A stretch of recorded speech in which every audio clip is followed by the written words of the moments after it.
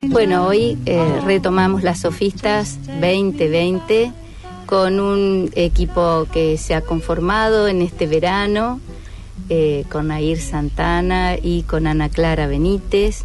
Vamos a hacer también una columna con Belén Jerez los días viernes. Continúa Flavio Cortés con su columna de arte y medios digitales los días lunes. Y estamos buscando nombres para las columnas nuevas. Ana Clara es psicóloga y su columna creo que quedó en Psicoanálisis en la época. Bienvenida, Ana Clara, a las Sofistas, y has preparado un material con el tema que nos va a convocar hoy y que vamos a estar desarrollando las tres sobre la violencia. Exacto. ¿Cómo estás? Bueno, buenos días y agradecida de la invitación de las tres. Ha quedado la columna Psicoanálisis en la época y un poco pensaba qué recursos tiene el psicoanálisis, qué herramientas podemos buscar ahí para leer justamente algunos síntomas, el contexto, la época y también teniendo en cuenta que el psicoanálisis tiene esa posibilidad de apertura y de escucha con otras disciplinas, ¿no? O con otras prácticas. El arte, la lógica, la matemática, la literatura, el cine, la política, ¿no? Hasta el feminismo, digo, hoy por hoy se intenta tener un diálogo, digamos, ¿no? Entonces, bueno, contenta del espacio. Hoy habíamos pensado en un tema que está en boga, que es sobre las violencias. Una de las cosas que estaba puntuando tenía que ver con esto de las violencias como plural, ¿no? En el sentido de que no sería algo novedoso de la época, sino que acompaña la condición humana, podríamos decir, en los tiempos desde y en siempre. La sociedad, claro. Pero sí estaba interesante poder preguntarnos qué características tiene hoy la violencia, ¿no? Una de las cuestiones que pensaba era en relación a cómo aparecen las violencias infiltrándose en todos los ámbitos, ¿no? En la playa, en los bares, en los boliches, en la escuela, en la familia. Hay una multiplicidad de las violencias que uno podría pensarla como un síntoma de la época, digamos. Y otra de las características que podríamos resaltar también tenía que ver con esto de cómo aparecen muchas violencias desmedidas o sin un marco, sin un marco ideológico, podríamos decir, violencias que no están ligadas a algo, ¿no? Como desprendidas, ¿no? Desenganchadas de algún sentido. Uh-huh. Como para diferenciarlas un poco a la violencia de la guerra, por ejemplo, ¿no? Claro. Que podría pensarse, ¿no? La guerra, la violencia enmarcada en un objetivo patriótico de libertad, ¿no? Podría pensarse en ese sentido.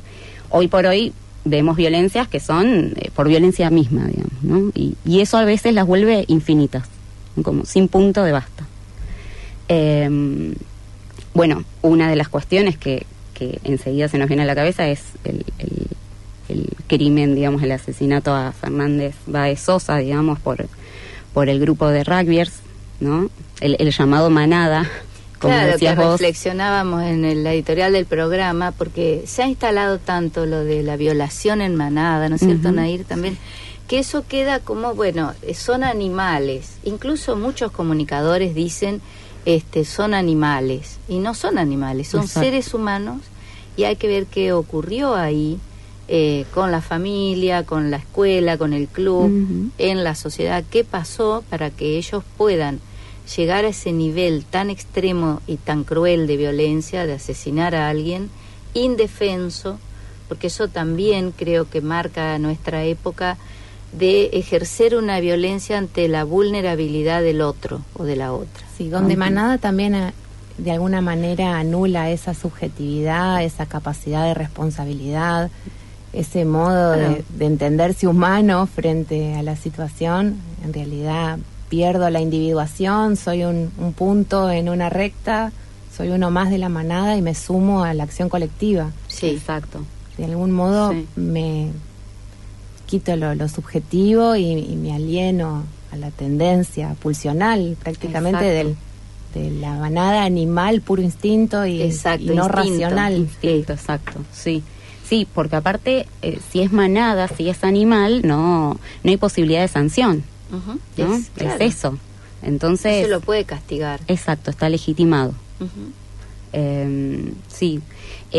Había circuló, digamos, en las redes un texto, una entrevista que se le hizo a Luciano Lutero en Noticias, y él ubicaba varios ejes, ¿no? Ubicaba el machismo en relación al caso de Fernando. Sí.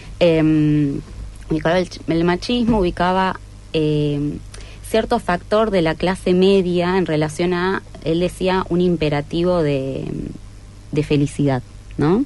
Entonces decía que los padres ubicaban un criterio hedonista que no contempla la inclusión futura de una ley. Que me pareció interesante retomarlo, pero quizás para, digamos, profundizarlo un poco y entender que no, por ahí, o por lo menos trato de entenderlo así, no se reduce a la clase media este empuje a la felicidad o el empuje de goce, podríamos decir, tomando un poco a Lacan, sino que es el propio capitalismo, digamos, en definitiva el que realiza este empuje.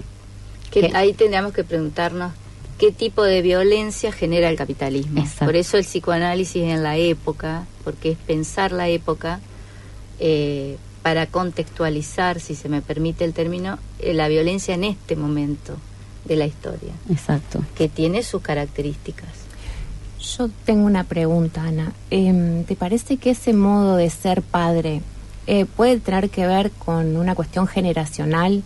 ¿Hay algo generacional en este modo de ser padre que deja libre albedrío al hedonismo y que de alguna manera complica o hace más complejo la inscripción de lo que después va a ser la ley? Después y antes, ¿no? Pero en otro momento va a tener otras implicancias, digamos. Claro. Sí, hay cambios que podríamos decir no solamente, digamos, en las funciones paternas, sino que realmente es epocal y un poco tomaba también esto de la caída de la autoridad, ¿no?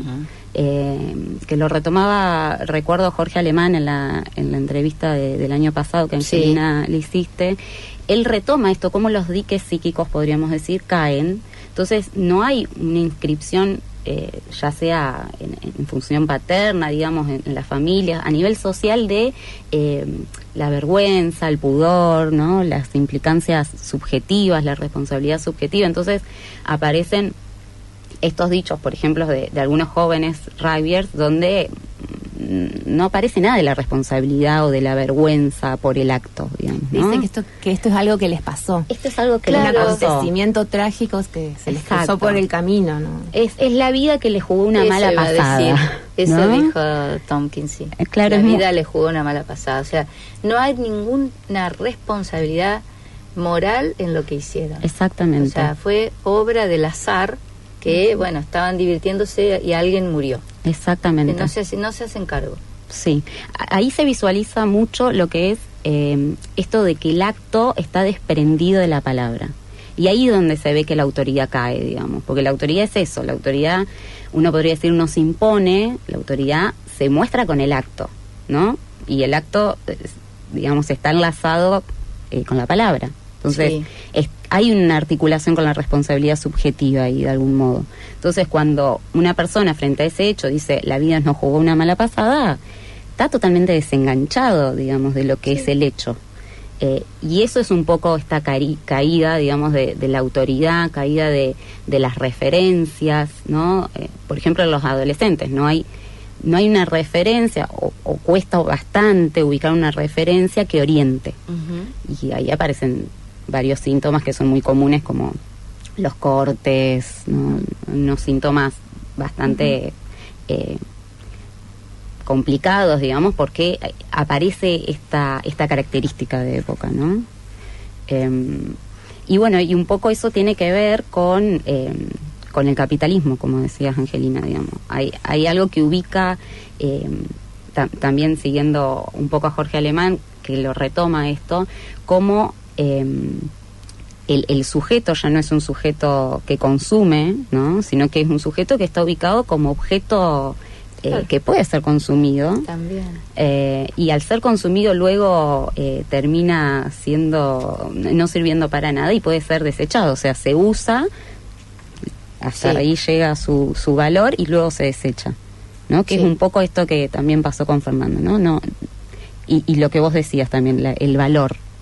Claro, ¿no? el valor de la vida, porque a veces hay padres que sienten que su hijo vale más que ese otro hijo que muere en esta cuestión. Es más, yo recuerdo situaciones similares al asesinato de Fernando, donde los padres de los asesinos o de los responsables de la muerte le echan la culpa a la víctima. Dice, mira, por culpa de esta víctima mi hijo está pasando por este momento.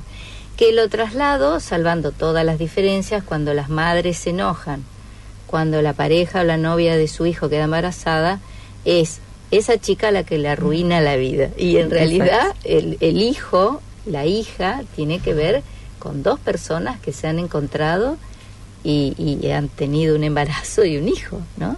Pero eso está muy instalado en el patriarcado, en toda esta cultura patriarcal que venimos tratando de construir en el programa y de ver hasta dónde llega, ¿no? Desde dónde y hasta dónde nos llega este mandato patriarcal. Exacto, sí.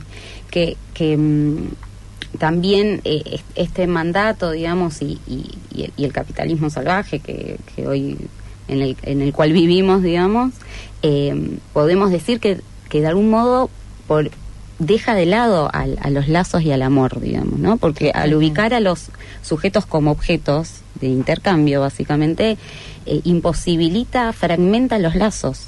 Y ahí un poco está también la causa de cómo los sujetos quedamos más enfrentados a lo pulsional, digamos, directamente. Entonces el peligro viene de afuera, pero también viene interno, de lo pulsional, de eso pulsional que no llega a ligarse a nada, que no hace lazo.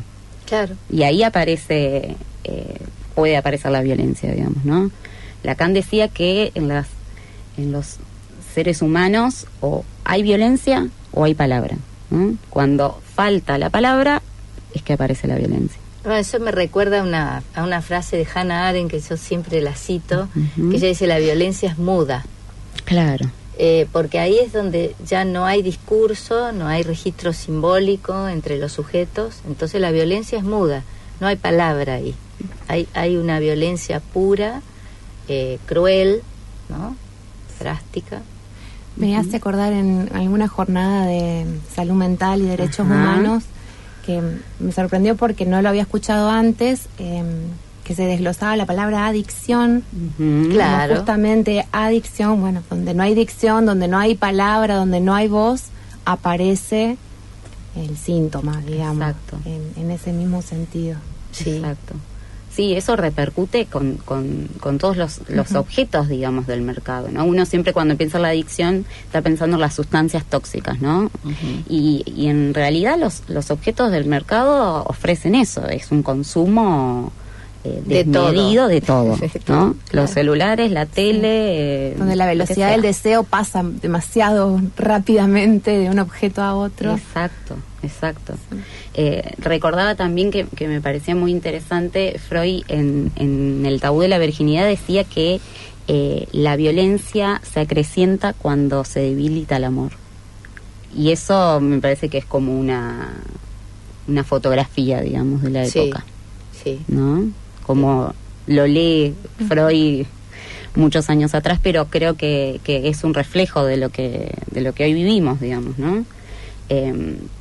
Una como para ir terminando, digamos, por lo menos algunas preguntas que me hacía tenían que ver con, sin ser nostálgica, digamos, con el pasado, no entendiendo que el pasado haya sido mejor que el de ahora, por supuesto, pero sí preguntarnos para la construcción, que creo que es lo que intentamos hacer en las sofistas también, es que preguntarnos, ¿no? ¿Qué referencias, qué ideales nos acompañan o nos orientan hoy, orientan a los adolescentes hoy, a los niños?